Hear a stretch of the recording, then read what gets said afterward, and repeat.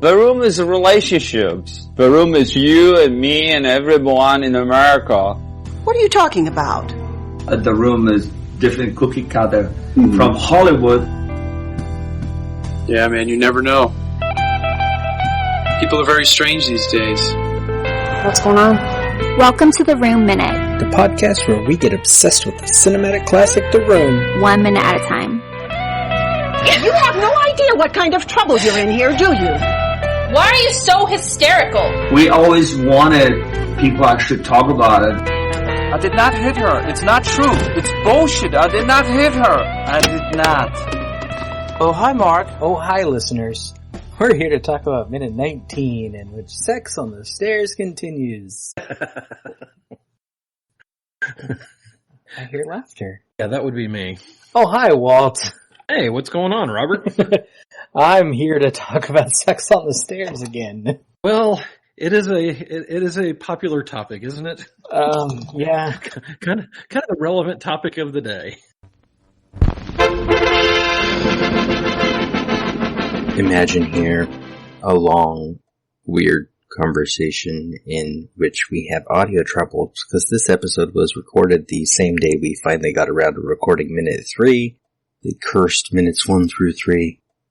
Originally, it was hard to follow, and even trying to edit it and make it into something that was listenable was impossible. So, I'm gonna spare you. We're gonna move on. So, sex on the stairs. Well, Walt, have you seen this movie? Yes, I have. Okay. I saw it. What year did it come out? Like 1990? No, 2004. 2004. Okay, so I know I saw it sometime right around the time it came out because one of my friends was like, "You really have to see it," and it's almost like hey, this smells awful. Give it a smell. Yeah. And I borrowed a copy of it from him, and it probably took me 4 sittings to get through it. It was just so bad. I know I fell asleep one time when I was watching it, so I got about 20 minutes in, and then I had to go back and rewind, figure out where I was.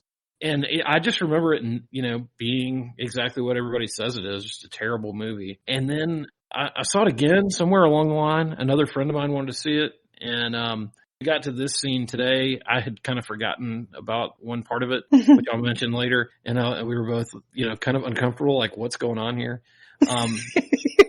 And then I actually watched it again last night. So I hate to say this, but I've seen this movie 3 times now. Okay. And it doesn't get better. Now, The Room was essentially a birthday gift to me from CinemaSins, because 2013 CinemaSins posted on my birthday everything wrong with The Room. Up until that point, I had no idea what The Room was. I thought it was a horror film because I'd seen the billboards around Hollywood, and it's just the big green tinted Tommy Wiseau face. There were billboards for this? Yeah, he had, I believe it was 2 billboards that he kept up for years. Like, he paid to keep them up. So he actually did that in Hollywood. That wasn't like a studio going out and doing ads for this. Oh, no, there was no studio. I was going to say, I can't imagine.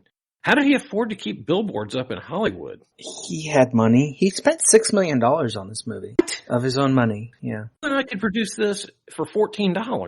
Right. He bought the equipment instead of renting it, as you normally would do, including 2 different cameras. So they actually filmed it on film and video at the same time. They had the cameras on a rig attached to each other, which is why there's a lot of shots that are out of focus, is because it's hard to focus when you have 2 different cameras pointing at the scene. I just assumed the cameraman fell asleep or... No, I mean, a couple of them got fired because the cameraman tended to have fights with Tommy, but no. Wow, okay. That is a lot of money for this movie. Yes. Yeah, if you watch the movie The Disaster Artist, they make a whole point of that scene where he goes into Burns and Sawyer and they're like talking about, like, you might want to rent this. Like, I'm not going to rent it. This is a proper Hollywood production. He buys everything outright, and they're like, okay.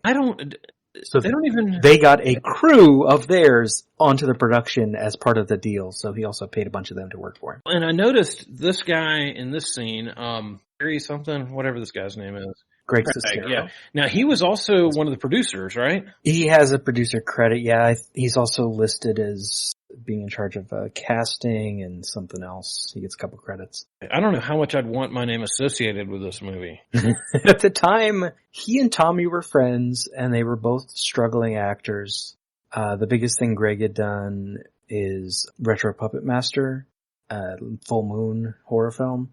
And, I mean, he was the lead, but it wasn't a very big movie. And sorry to ask some of these basic questions that I should probably know the answer to and that y'all may have already covered. Was this released this was a cinematic release, right? Yes. How many screens around the country? I mean, it wasn't, I mean, it was like maybe 3. It would have been more the artsy. I believe originally it was one, actually. A theater that he bought, I guess, with the way he does things. There are a few theaters in Hollywood, well, any theater you can pay to have a screening, but there are a few where you can pay to, like, put your movie in the theater for a certain amount of time. The movie Zizek's Road, which isn't as bad as a lot of people say, famously paid for a theater in, I think, Texas for 2 weeks, because in order to qualify for any awards or anything like that, you have to be in theaters for a certain amount of time. Oh, right. Okay. The movie made $24. Zizek's Road did.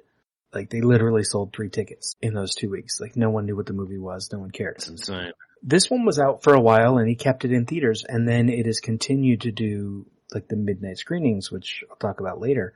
The one in LA, over in Westwood, does a screening at midnight on Saturday, once a month. And if Tommy's in town and is going to be at screenings, they'll do an extra one on Friday. How many people go to these? The first one I went to was sold out, because Tommy was there. It was a full theater. It's a pretty big theater because it's a place that remained one screen when a lot of things turned to multiplexes in the 90s. So it's several hundred to 1,000. I don't think it's as big as 1,000. It's definitely several hundred. I may still guess in another episode, I don't remember, but the official capacity of the Landmark Regent in Westwood is 1,100. And they sell pretty well every month. Has this kind of taken on... I mean, you know, I'm aware of it because I do like bad movies. I kind of, and my kids have followed in my footsteps there. We'll sit down and watch just terrible movies. And a movie I'll talk about later in the week, one of my daughters sat and watched with me last night, and we were laughing and talking about it and making fun of it and stuff. But this doesn't even, to me, get in that category. That it's not a good bad movie. This is just a bad movie, but it seems to have taken on kind of a cult following. I think because it was in Hollywood, it got the right audience of college students who would go out drinking to watch something late at night, like it used to be the midnight screenings of Rocky Horror Picture Show. Right, I've seen Rocky Horror a few times, yeah. And that audience, but also like film students who like, now it's like this hipster, like ironic thing to like bad things. I mean, bad movies are entertaining in their own way, but yeah, you can also like them to sort of laugh at how bad they are in your head. Right. The Room is different from a lot, though, in that plot-wise, like, what's going on in it is a fairly normal plot line that you might see in any movie, but it's just put together in such a bizarre fashion that it comes across wrong. And to me, the acting is funky and odd and annoying at times. The direction seems off. It really almost has that feel like nobody knew what they were doing when they got there that day. Imagine more conversation. You should know, because I think I've cut out every mention to it. Allison was still having the old connection problems from way back when, because of when this was recorded. We also had another guest, who you will hear next minute, Curtis, who for some reason couldn't connect the entire time we were trying to do this one. And they kept popping in and popping out. We'd see them, think it was going to work, start talking to them, and then they wouldn't be there. And so our conversation got interrupted over and over and over. I hope what's left makes sense. So, in this minute, we've already mentioned it, but yeah, this is Lisa and Mark on the stairs having sex. Now, last minute, we already talked about movies with sex scenes on stairs. But if you know of any, Walt, that we didn't get, we had a History of Violence, Thomas Crown Affair, and Go. Was the only 3 I could remember. Thomas Crown Affair was the only one I could think of. I can't really think of any others. Y'all did pretty good to get those. Well, when we had the earlier sex scene in the bed, there was a whole list of movies with sex scenes that, you know, good sex scenes that serve the plot and ones that don't. Talking about this, what sex scenes do. And now, I said this, I think, when we weren't recording. My notes column for this minute has nothing in it. Yeah, I've got a few notes. Okay. What do you got for us? Well, the first thing I was going to mention is how bad the music is. How dare you? Kitra Williams, You're My Rose is a classic. Okay. So, I guess, yeah. But I think that even if it is a good song, it's not. Does not fit this. I said it's a classic. I didn't say it's good. It's a classic piece of garbage, which may be why they used it here, but it doesn't help this scene. And I would think that it wouldn't be a song that you'd want playing while you were having sex. It just is distracting and annoying. Do you think it's on in the scene? At this point, we switched recording locations online. As you will see, it didn't quite fix the problem just yet. Everything's gonna be fine. In the meantime, enjoy this.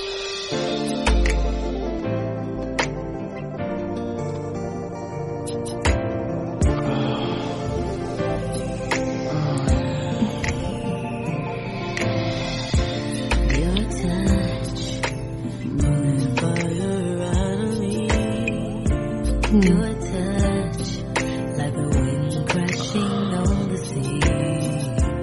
Your kiss, as gentle as a summer breeze. Your love is what I need to set me free. A rose is what you are.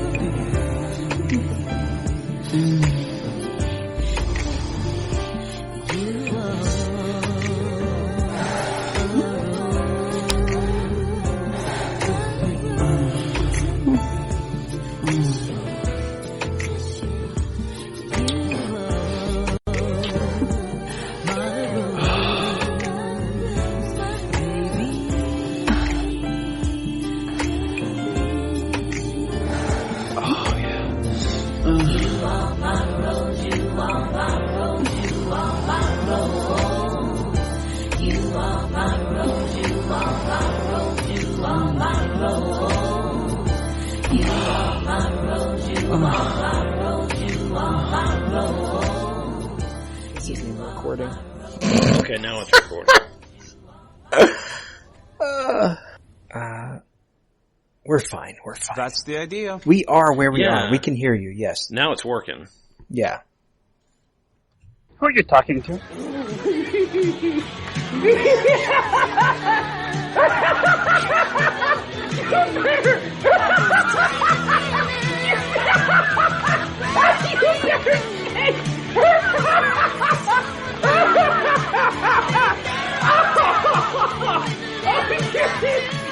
So, just in case something got missed in between switching from one recording to another, listeners, our guest Walt had the audacity to say that Kitra Williams' You're My Rose is a bad song, and he also suggested that Sex on the Stairs is a bad idea. I think you're all caught up. Yeah, that was kind of the summary of what I've had to say so far. Mm-hmm, mm-hmm. I think you're asking for injuries and other problems with... Well, the railing is dented, so something may have happened at some point. I did notice that, and I didn't go back and look to see if you could tell earlier on in the movie if it was dented before or if they managed to dent it themselves. I don't think it's dented in the scene where we see Denny go to the stairs earlier, but it is definitely dented as soon as they get to the stairs in this scene. Well, let me ask you a question. At second 9, she has kind of a look of ecstasy, I guess, is the best word. And then in second 13, it's like he flies in from the side. So, what's going on? What is the deal with that? Like, he wasn't even there, and she's all happy, and then he lands on her. Yeah. That's how the stairs go. It's just a weird... This whole thing's weird. I think that kind of, it just adds to this whole awkwardness and weirdness of this scene to me. Mm-hmm. And, both of them already seem like I don't know. To me, it just doesn't seem like there's a whole lot of chemistry there. And I get the feeling that they're acting. Does that make sense? Yeah. And instead of it feeling like a natural, good scene between two good actors who convince you that they like each other, you definitely get the feeling that they're acting. Yeah, one thing I haven't been able to figure out about this scene in relation to the other sex scenes is when this one was filmed. Like, if it was filmed fairly early in the production, because she wasn't originally cast as Lisa. They had someone else cast as Lisa. Oh. And then she took over, and I'm wondering if maybe this was one of the first things Juliet and Greg filmed together. And so that's why it comes across a little weird, like they aren't comfortable being in the same scene yet. As opposed to, though they're awful sex scenes, the bed scenes between her and Tommy, you do get the idea that these people have been near each other before. Yeah, they've got some history and... Because that was some of the last stuff filmed. Yeah, makes sense. But Greg doesn't talk about this scene in his book. Oh, he doesn't? In the filming of it. No. I think he mentions it in passing, but he doesn't give details. So I had never figured out where it fits in the production order. Well, also the way it's shot to me, and I'm definitely not an expert on this, but there are a couple of places where they're kissing and one of the rails is right across their lips. Mm-hmm. So you can't, it's like that should be the focus of the action, and you can't see it because there's a metal rail right between them. Well, keep in mind there's two cameras, so it depends on which one the camera operator is looking at the time. Oh, that's true. So one of the cameras may have caught it and the other one didn't. Mm-hmm. Oh my gosh. It's like the camera operators haven't talked much about their experience on this movie that I know of. And so it'd be interesting to think, how did they approach using two cameras? Did they always just focus, pun intended, I guess, on one and ignore the other, or did they try to use both? I wonder how much of it too is they might have looked at it and by this point gone, you know what? This is a shipwreck. Yeah. And we're just going to do our best to get through it. That's how a lot of it was. They knew they were getting paid, and so the crew, especially the actors, probably were more frustrated because they're trying to be on screen and be noticed. But the crew are just like, this is a paycheck, we're going to just do what we have to do to keep up. Until eventually it got too much. That's why there were multiple director of photography. They had 3? So they had 3 directors of photography? I believe it was 3. Well, I know Todd Barron was the 3rd, and that's who I was looking up for the scene we're going to talk about in a couple of minutes, was Todd Barron. He was that was the end of production. So yeah, there were 3. And were they all working at the same time, or these one left, one... It was one left, yeah. I believe the first one quit, second one was fired, and third one made it to the end, but as you'll see in a couple episodes, did have a problem with Tommy on the last day of regular production. Yeah, I would imagine they had trouble with him throughout. Yeah. He tended to want things that weren't possible. I have some details on that when we get to the next scene. But there aren't many details about this scene, because as I said, Greg doesn't talk about it, and Sandy Chaclair, who wrote Yes, I Directed the Room, doesn't talk about this scene. He talks about the other sex scenes. Huh, okay. Yeah, it would be interesting to find out when this was shot. The other thing with it is the ADR is bad. Yes. Yeah. And when I say bad, it is some of the worst ADR of any movie I've ever seen. The voices over the music, over the horrible chemistry, the moans, and then you have the loud breathing that's almost like you hear from me too many times on podcasts where I take a deep breath to say some long sentence. Yeah. And then right at the end of the minute, this big slurping kiss that sounds like she's down in a 64-ounce Coke. And it is terrible and it's so distracting.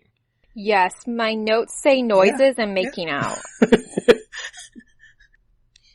Yeah. Can you guys hear me? And they aren't always timed right either. Yes. Okay. Hello, Allison. Hello.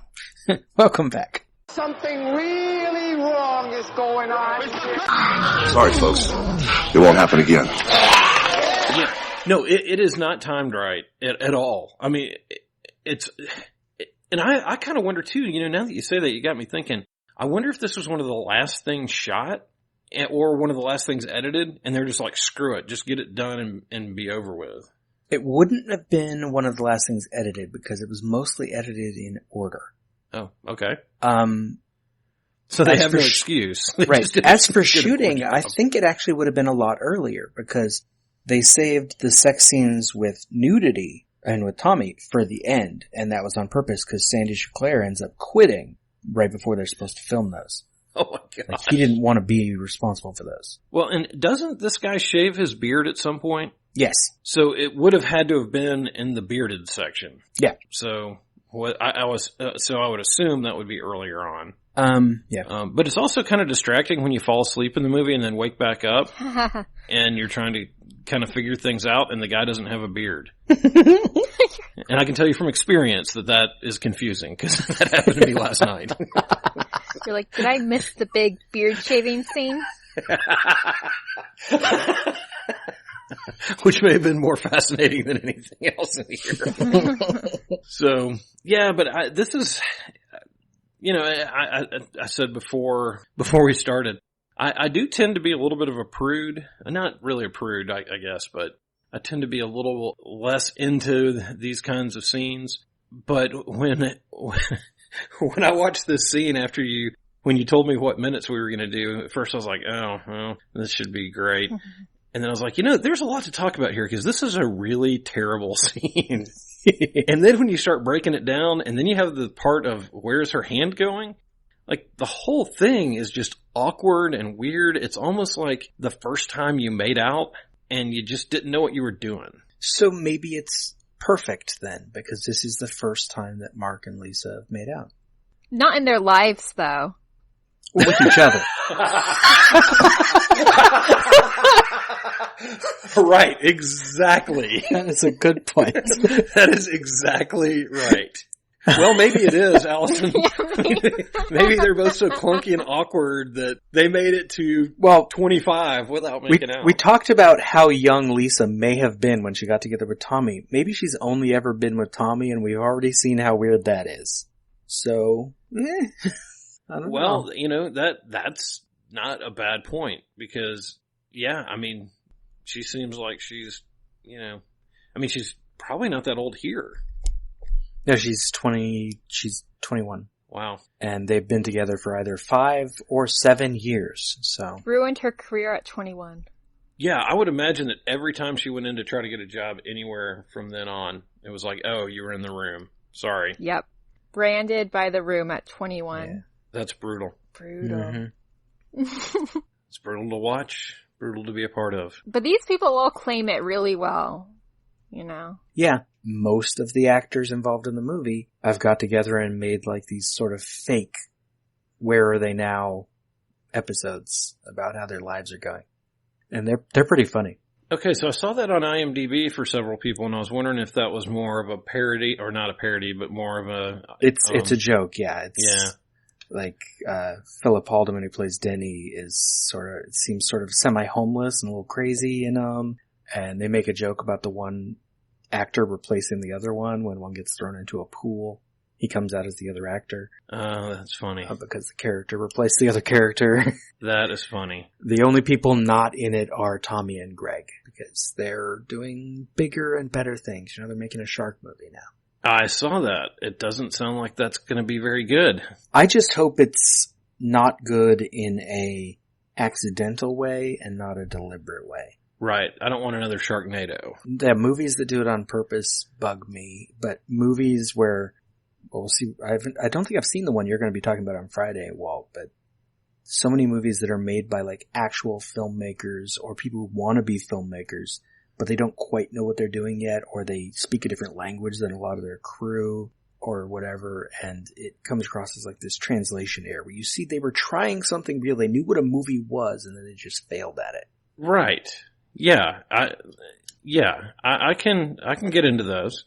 And then there are some that they know is going to be, from a production standpoint, is not going to be great. So they make the best of it, and maybe a good story or good acting will make up for some of it. But then you've just got crappy movies that nobody seemed to know what they were doing. Yep. For example, the movie we're looking at right now. Any other notes on the contents of this minute? No, and you had hit my last one with the big dented rail, I think that we'll see in the next minute. Trying to figure out where that came from. I do have notes from a midnight screening on this one. Notes from a midnight screening. Specifically about second 28 when they start kissing again, because as Walt already pointed out, Mark is out of the shot for a little while early in the minute. We get the sounds of like they're eating each other with the om, om, om. And then as the camera follows Lisa's hand down Mark's back, people in the audience will chant, go, go, go, go. which they also do when the establishing shots of San Francisco have a moving camera. So they cheer for the camera. And right at the end of the minute, there's a shot of Greg that's out of focus. And so you gotta yell focus. Oh, that's great. That's great. Now, Walt, if our listeners would like to hear more of you, where could they do that? Yeah, hey, thanks. If you want to hear more of me, I am part of the podcast team for a podcast called The Wilder Ride. We are breaking down the movies of Gene Wilder, who I've always been a big fan of, 1 minute at a time in the movies by minute format. We, in season 1, did probably what is still my favorite comedy, and that's Young Frankenstein. 106 episodes there. And then this season and by the time I guess this drops, we will have already wrapped up the season of Blazing Saddles. And we're now preparing for some Patreon-only stuff. And then next season, we think we know what we're doing as far as the movie goes. We know we don't know what we're doing with other stuff, but we will start production for that late this year and be ready to drop some in 2020. And that you can find us at thewilderride.com or on Facebook, facebook.com/thewilderride. So there's nothing wrong when people make fun of the project, in this case, The Room. The Room Minute is a production of Lemming Drops Studio. You can find more content at lemmingdrops.com. Follow The Room Minute on all the obvious social media. If you've got any stupid comments after the show, you can leave them in your pocket on Facebook. If you like what you hear, throw us a rating and a review on your podcatcher of choice. Thank you for listening, and remember, if a lot of people loved each other, the world would be a better place to live. Hello? Leave us! Say more than hello. Well, we can hear you. The problem is whether or not we can understand you. Or hear you. If you're talking.